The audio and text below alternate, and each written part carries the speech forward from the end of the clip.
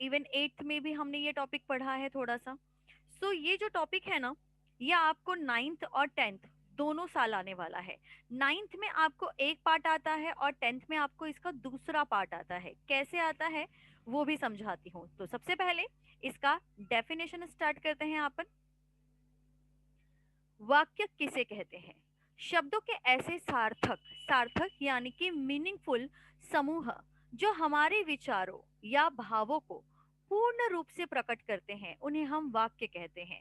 अच्छा, जो वाक्य होता है, कोई भी सेंटेंस जो हम कह सकते हैं, उन्हीं सेंटेंस को हम वाक्य का नाम देते हैं। सिंपल सोबर सेंटेंस जो होते हैं वो इसके अंदर आते हैं। जैसे कि कई ढेर सारे एग्जाम्पल हैं। आप सिंपल कोई भी एक सेंटेंस पढ़ सकते हैं। जैसे मैंने यहाँ पर पूछा कि रामू का पत्र आया था, एक सिंपल सेंटेंस है।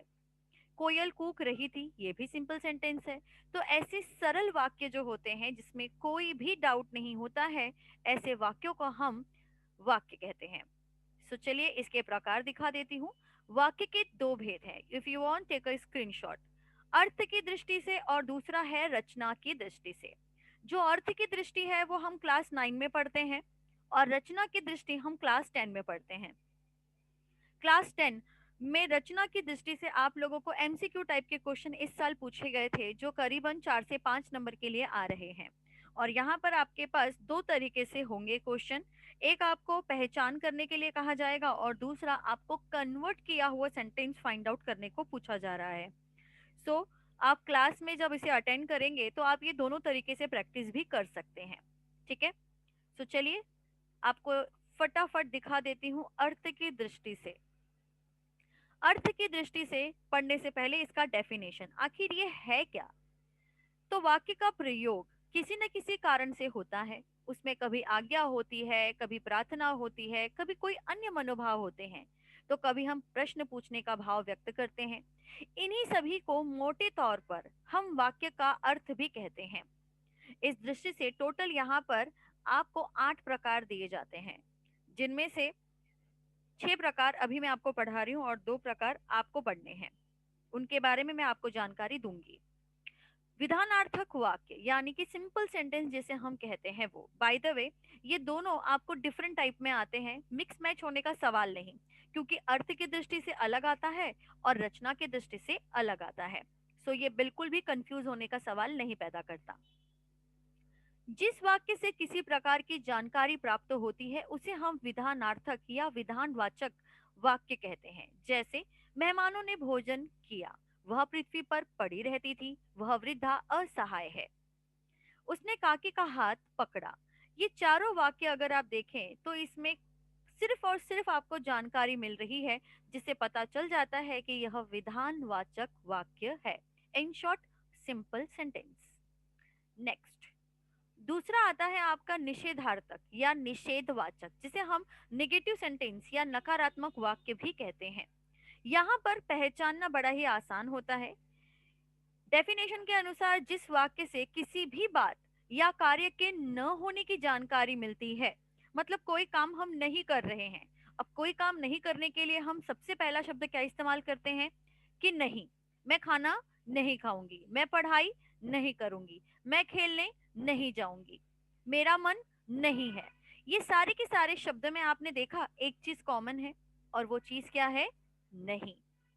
तो यहाँ भी आपको वही हिंट सामने नजर आ जाता है, जिससे फाइंड आउट हो जाता है कि यह निषेधवाचक या नकारात्मक सेंटेंस है।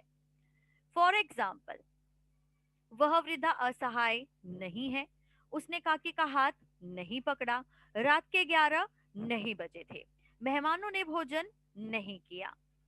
अब तीसरा, प्रश्नार्थक वाक्य।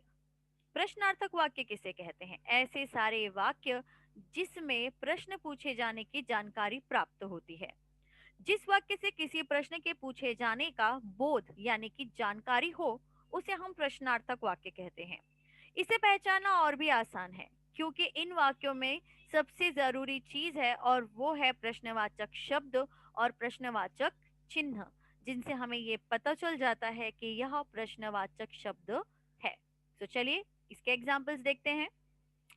आपका पहला उपन्यास कौन सा है? बाय द वे, उपन्यास मीन्स नॉवेल को कहा जाता है, बट हमें वो पूछा नहीं जाएगा कि इसका मीनिंग भी बताइए। सो यहाँ पर आप देख सकते हैं कौन सा प्रश्नवाचक शब्द है, साथ में क्वेश्चन मार्क भी आ गया। सो क्लियर है कि ये सवाल पूछ रहा है। सेकंड क्वेश्चन, पुराने साहित्यकारों में आप किसको अपना आदर्श मानते हैं? किसको? और क्वेश्चन मार्क। WH टाइप जो क्वेश्चन होते हैं ना, वो हमेशा आपको मिलता है। क्या उन दिनों आप पर गांधी जी के व्यक्तित्व का भी कुछ प्रभाव पड़ा? यहाँ भी आप देख सकते हैं क्या और कुछ, साथ में क्वेश्चन मार्क।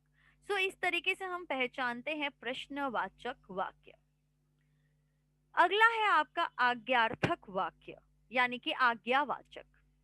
जिस वाक्य से किसी प्रकार की आज्ञा या अनुमति का बोध होता है, मतलब आज्ञा, परमिशन, या फिर किसी को हम ऑर्डर देते हैं, ऐसे साउंड यहाँ पर रिफ्लेक्ट होते हैं, उन्हीं हम कहते हैं आज्ञार्थक या आज्ञावाचक।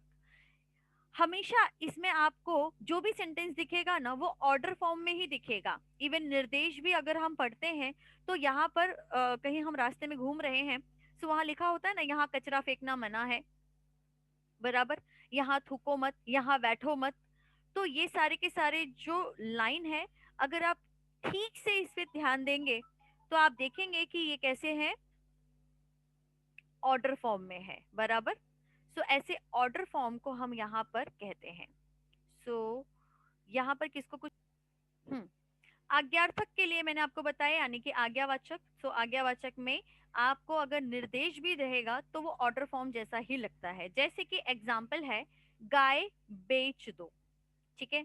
यहाँ पर कैसे वो उसे कह रहा है कि गाय को बेच दो, तो ऑर्डर फॉर्म आ रहा है।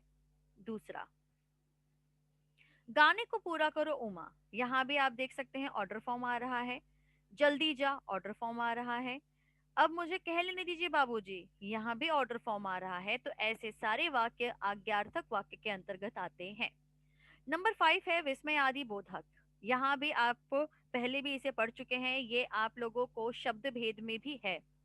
सो जिस वाक्य से किसी प्रकार के विस्मय यानी कि हैरानी, हर्ष यानी कि खुशी, दुख यानी कि सैडनेस, आश्चर्य यानी कि बहुत ज्यादा आप किसी चीज से आश्चर्यचकित हो गए हैं, मतलब बहुत हैरान हैं, और घृणा मतलब नफरत, ऐसे भाव नजर आते हों तो उन्हें हम कहते हैं विस्मयादि बोधक। इसको पहचानना बहुत ही आसान है। वाक्य हमेशा भाववाचक शब्दों से शुरू होता है और हमेशा उसके आगे विस्मय आदि चिन्ह भी लगा होता है। जैसे कि उफ, कमबख्त ने कितनी बेदर्दी से पीटा है। तकल्लुफ की इस बात का, अभी ठहरो बेटी। तो ये सारे के सारे एग्जाम्पल हैं विस्मय आदि के अंतर्गत। एंड आपका एक और है संदेह सूचक वाक्य, यानी कि डाउटफुल सेंटेंस। जिस वाक्य से किसी बात का संदेह पता चले, यानी कि डाउटफुल सेंटेंस हो और उस शब्द को देख के आपको लगे कि भाई ये सेंटेंस क्लियर नहीं है, डाउटफुल है, उसे हम कहेंगे संदेह सूचक। वह संदेहवाचक वाक्य कहलाता है। फॉर एग्जाम्पल, शायद कल बरसात होगी, क्लियरिफिकेशन नहीं है, यहाँ भी शायद कहा गया है। पुलिस शहर लौट चुकी होगी, यहाँ भी अनुमान लगाया जा रहा है, क्लियरिफिकेशन नहीं है। इनके अलावा दो और हैं, एक का नाम है संकेतवाचक और दूसरे का नाम है इच्छावाचक। इच्छावाचक में सब्जेक्ट की चाहत, मतलब अगर मैं सब्जेक्ट हूं तो मेरी चाहत, चाहे वो अच्छी हो चाहे वो बुरी हो, वो सारी की सारी उसमें आती है। जैसे भगवान तुम्हारा भला करे, शुरू मुझसे करे, वो बात की बात है। सो भगवान तुम्हारा भला करे, ये मेरी चाहत है। तुम भाड़ में जाओ, भाग्यवती भव। ये भी मेरी चाहत है। ठीक है, तो ये सब किस में आते हैं, इच्छावाचक में आते हैं। ओके, एक और है, एक है आप लोगों का संकेतवाचक। यहाँ पर क्या होता है, संकेतवाचक में आपको ऐसा सेंटेंस दिया जाता है जो एक दूसरे से कनेक्ट होते हैं। समझ में आया? फॉर एग्जाम्पल, यहाँ पर वो सेंटेंस में दो बात कही जाती है एक ही चीज के लिए, जैसे कि जिसकी लाठी उसकी भैंस, जो बोएगा सो काटेगा, जैसी करनी वैसी भरनी। तो ऐसे सारे वाक्य होते हैं इनके अंतर्गत, जिन्हें हम कहते हैं अर्थ के अनुसार वाक्य के प्रकार। ये मैंने बहुत ही फटाफट आपको बता दिया है क्योंकि ये आपका बैकअप था। सो अब हम चलते हैं आगे, लेकिन उससे पहले यदि किसी को कोई शंका है, कोई डाउट है, तो वो मुझे पूछ सकता है।